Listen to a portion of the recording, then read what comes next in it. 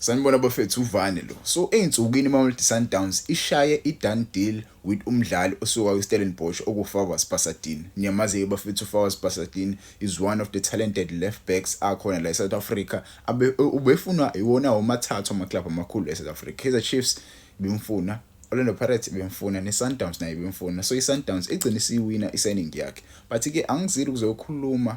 Into engizokhuluma ngayo la iMamelodi Sundowns inama left back amaningi. Njengoba nama left back amaningi nje kune left back lapha edlalela iMamelodi Sundowns eliphinde futhi edlalela iBafana oPrimo Modiba. Siyamazi bafethu oPrimo Modiba ujwayele ukuba istarter lapha kwiBafana. Yabo. So Fawaz Pasadena he recently joined iBafana because Hugo Bros, I think his first cap was last year umjito uFawaz Pasadena, and he was playing very good with Stellenbosch. He was even the captain of Stellenbosch. So umjita he was regarded as that player uzoba ne-future e-right naku ke esesayini iMamelodi Sundowns. But inkinga ilana bafethu uma usubheka iMamelodi Sundowns, you saw Divine Lunga, you saw Oprimo Modiba. Yes, Oprimo Modiba was shaky at times. I'm not saying uFawaz Pasadena uzofika lapha adliwe ibench. I'm not saying that. He's a fighter, this one. He's a fighter. He knows how to fight for his position. I'm not saying ufika adliwe ibench, but when you look at the competition kuMamelodi Sundowns in that position, Aseko T1, the young left back, Divine Lunga, angifuni ningitshele ukuthi uDivine Lunga uyaboza. As I saw some comments the other day when I posted about this player, people were saying Divine Lunga uyaboza wayidlisa i-Sundowns kwi-Club World Cup, and I was really bothered with that, because for me Divine Lunga was the best player iMamelodi Sundowns kwi-Club World Cup, hands down the best player eSundowns kwi-Club World Cup indlela ayidlala ngakhona umjito. Yabo ngaxaya ngempela. But again njengoba ezojoyina nje uFawaz Pasadena, it's a good competition for the team because they will get the best player to play in that position. Yabo, quality versus quality, it gives you quality in that position. So kuzoba inkinga ngempela kuHugo Bros uma kuzoba nento kanjalo, because let's say quality versus quality between uDivine Lunga and uFawaz Pasadena, and uDivine Lunga tends to win that position. Divine Lunga is not a South African player. He's not a South African player. And leyo nto leyo izobulela kakhulu iBafana.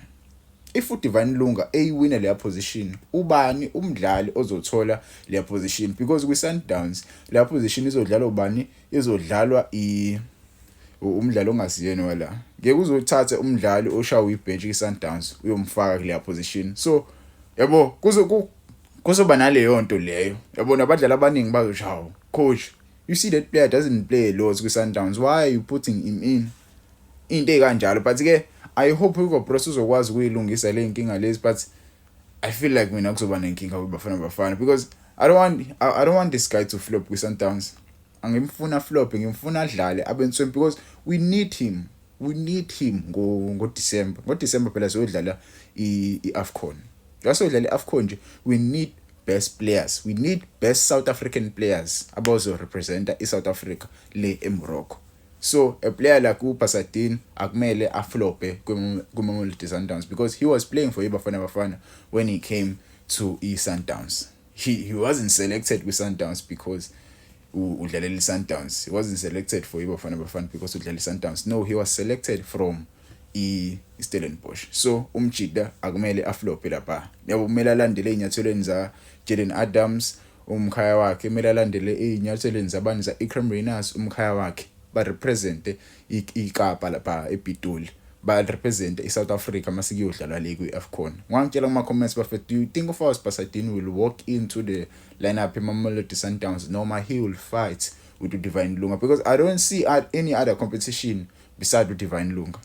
This guy Divine Lunga, I think right now i-opportunity yakhe uyinikeziwe wayithatha ngezandla zothu wayisebenzisa. Yabo I saw him playing kwi-Club World Cup, indlela ayidlala ngakhona, it was very good. He didn't feature in many Champions League games and league games, but I really liked when Miguel Cardoso brought him on kwi-Club World Cup, because he gave him an opportunity. Abekho abadlali abaningi abakwazi ugrab i-opportunity kanje bayisebenzise.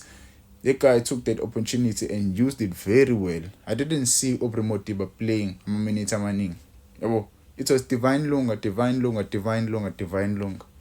So ingakho ngithi kuzobe competition enkulu for uFaz Pasadena ube uDivine Lunga. Ngangitshela ama-comments regarding that but again for me umjida kumele afike lapha yabo abe kunyawo asho ukuthi uyena umaqhosha manje, uyena ibhoza manje, uyena ozodlala leya position. 28 years old, 3 years left in his prime yabo. Ungakhohlwa futhi ungifollow Instagram Vanesports _, yabo account yami entsha le. Ungafollow ile nesithombe sami, ungasubheke lapha search Vanesports _ uzobona leli page leli. Ukubona i-account enaleli page futhi i-account yami bafethu. Ungakhohlwa ungifollowisha lapha ibe nale bio le. Ngiyabonga support eningeza wona bafethu, uvane lo.